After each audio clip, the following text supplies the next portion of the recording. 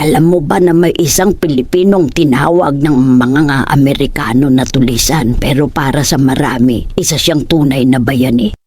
Ito ang kwento ni Macario Sakay. Si Macario Sakay ay ipinanganak noong 1878 sa Tondo, Maynila.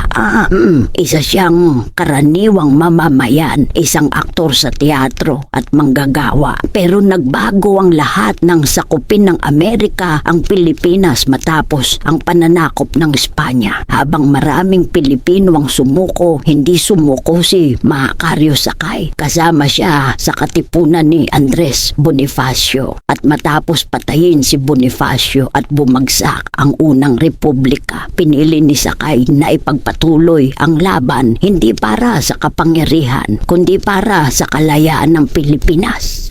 Noong 1902, idineklara ng Amerika na tapos na ang digmaan, pero para kay Sakay, hindi pa tapos ang laban. Itinatag niya ang Republika ng Katagalugan, isang pamahalaang may sariling konstitusyon, bandila at layunin, isang malayang Pilipinas na hindi kontrolado ng dayuhan. Dito nagsimula ang paninira sa kanyang pangalan. Tinawag siyang bandido at tulisan ng mga Amerikano. Pero ang totoo, ang batas na tinawag na Bandolerismo Act ay ginawa upang gawing kriminal ang sino mang patuloy na lalaban para sa kalayaan. Hindi siya magnanakaw, hindi siya kriminal, isa siyang revolusyonaryo. Sa kasamaang palad, niloko si Macario Sakay. Pinangakuan siya ng amnestya at posisyon sa gobyerno kung susuko siya. Dahil nais niyang wakasan ang pagdanak ng dugo, sumuko siya para sa bayan, pero iyon ang naging dahilan ng kanyang pagbagsak.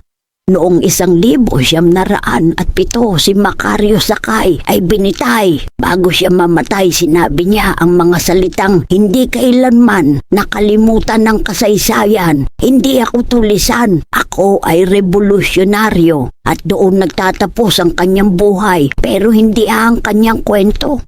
Ngayon, unti-unti nang kinikilala si Macario Sakay bilang isang bayani, isang taong hindi sumuko kahit tinawag siyang kriminal, kahit nilapastangan siya ang kanyang pangalan.